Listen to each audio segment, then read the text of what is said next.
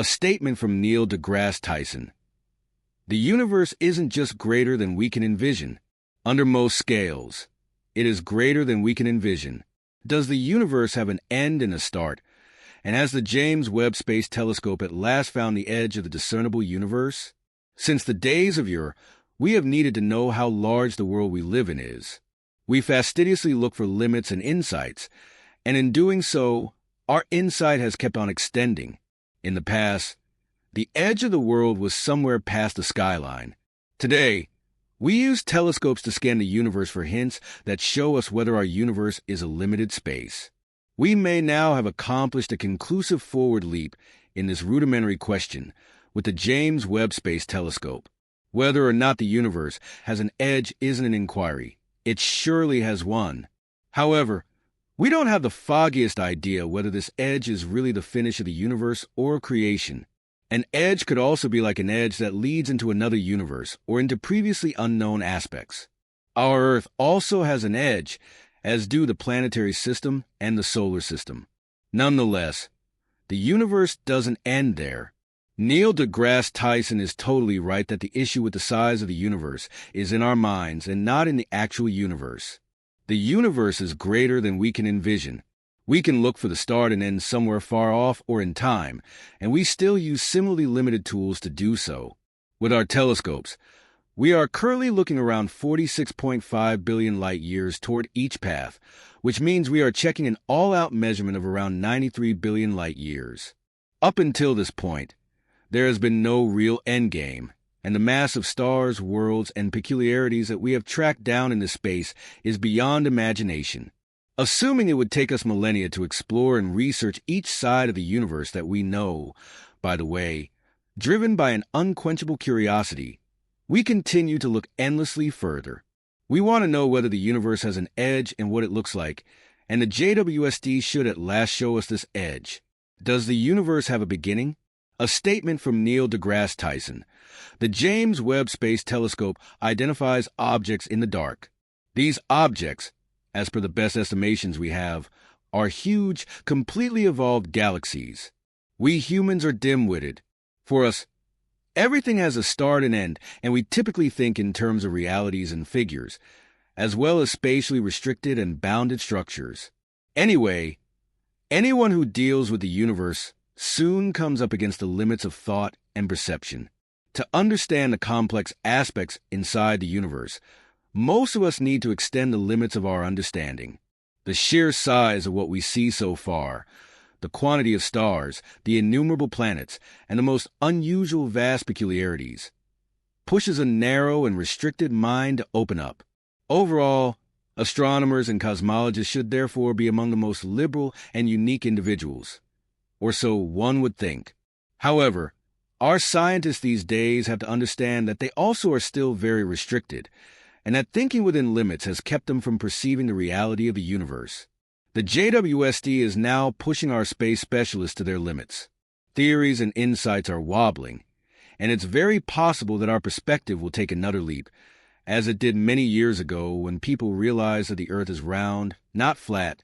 The JWST shows us 6 galaxies that are so old and so perfectly formed that they shouldn't, in reality, exist.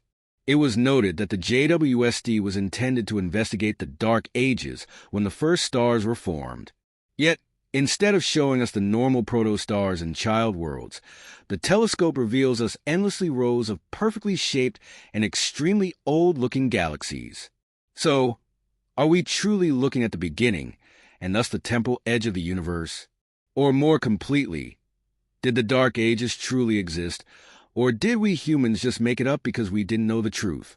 The 6 galaxies are by no means the only stunning discoveries made by the James Webb Space Telescope. It also discovered an immense group of galaxies that existed far too early to exist in universe clusters. In these clusters, many galaxies come together, and up to this point, we thought that individual stars were formed first, then star groups, later galaxies, and then galaxy clusters.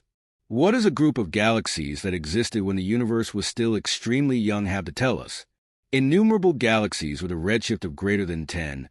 A statement from Neil deGrasse Tyson. The issue isn't the universe. The issue is us. because we assume we know more than we really do. It sounds crazy, but the JWST is still showing us more galaxies at a time when the universe is practically in the dark ages. Almost all of the galaxies Webb found in the early universe have a redshift of more than 10, meaning they existed when the universe was 2% of its current age, just a couple 100,000 years after the Big Bang. These discoveries don't show us a dark world, but rather a universe that actually looked much like it does today. These revelations are so unbelievable that scientists initially questioned Webb's discoveries. Yet, the spectroscopy of the telescope has confirmed each and every result several times over. Spectroscopy played an essential role in confirming the distance and properties of the very far-off galaxies. Astronomers use this method to separate the illumination of a cosmic object into its various frequencies and subsequently determine the age of the light source and physical properties, like the chemical composition. Webb's results showed that these galaxies are not only extremely old, but also contain elements in various stars that don't fit with a youthful universe. The temporal edge of the universe is now moving further and further away from us, but what about the spatial edge? Have we already found it, or can we find it? Here we face a curiosity, because if we are searching for something in a space that exists now, we would need to see the space in real time. Imagine you are searching for the walls in a very large showroom. It's dark except for a few little LED lights in the distance, 10 or 20 meters away. You don't know exactly how big the room is, nor can you see the walls. You would need to physically search for the edges by feeling your way around. This approach is unrealistic for us in the universe because we can't move through it physically right now.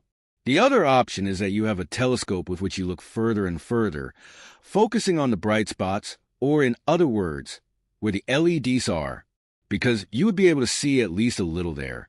If your telescope is sufficient, you may eventually detect the walls of the room. But the interesting thing about the universe is that it's expanding at the precise moment we are looking, with our new super telescope, the JWST, as though the walls of space are growing while you are looking.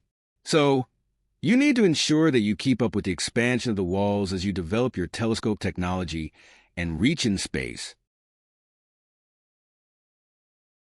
We experience another peculiarity that makes the search for the walls or an edge more difficult. Light takes time to travel through space. With the JWST, we see light that has traveled 4 light years, 100,000, or even 13 billion light years. So, we only ever see the past.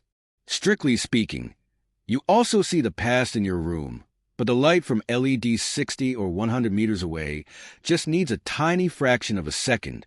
To arrive at your eyes, we can say that you experience space progressively. Yet, in the universe, the fleeting aspects are various. We can, as of now, see the closest star, Alpha Centauri, as it was a long time back. Obviously, we can say that the universe has probably been even more modest 400,000 or quite a while back, since it hasn't expanded that far yet. By and by, we have not yet succeeded in tracking down any indications of a spatial breaking point. Rather, we have found proof that the universe isn't extending at the same rate everywhere. This could imply that our universe doesn't have a uniform, homogeneous structure, but is organized in a way that we have not yet perceived. JWST's flight into infinity. Have you at any point believed that it may be a mistake to search for limits or a start? Maybe this new period of space exploration needs to show us that we need to quit thinking in terms of limited aspects, to go beyond what we have viewed as real. Such a long way, in its own specific way. The JWST shows us over and over that there appear to be no limits, even inside the universe. Again, the telescope found structures that break limits, and it wasn't even about looking for an edge. James Webb explored a far-off galaxy and found such a gigantic, dynamic cosmic center that researchers were stunned. At the focal point of this young universe, somewhere around 570 million years after the Big Bang, a quasar with a black hole, multiple times the mass of our Sun, was already seething. Black holes that are part of a functioning cosmic core produce a strangely large amount of light, which is emitted by the rubbing of material streaming into the black hole in a twisting motion. Such cosmic centers shine trillions of times more brightly than the most brilliant stars. Indeed, even as it continues looking for exoplanets, the JWST is constantly showing us that we should stop thinking about limits. We should make progress toward variety and infinity to understand the universe. HIP 65426b was already identified by Hubble in 2017, but now, thanks to Webb's innovative new abilities and highly sensitive spectrometers, we have even clearer data from this far-off world. HIP 65426b is an immense gas giant, around 12 times larger than Jupiter. It has found a distance from its star that is 100 times greater than the distance from the Earth to the Sun. That's over 2 times the distance that the dwarf planet Pluto is from the Sun. Using Webb's coronagraphs, cameras, and other channels, this planet has been imaged directly for the first time, which is an absolute exception, as most exoplanets are found by transiting in front of their home star or by indirect methods. These are just 2 limits, and 2 more instances of the reality that we need to deal with. The fact that there are so many peculiarities, idiosyncrasies, exceptions, and new aspects to find in the universe that it would be tremendously silly to search for an end, edges, or cutoff points. Subscribe to the feed now and be part of each and every new video feature.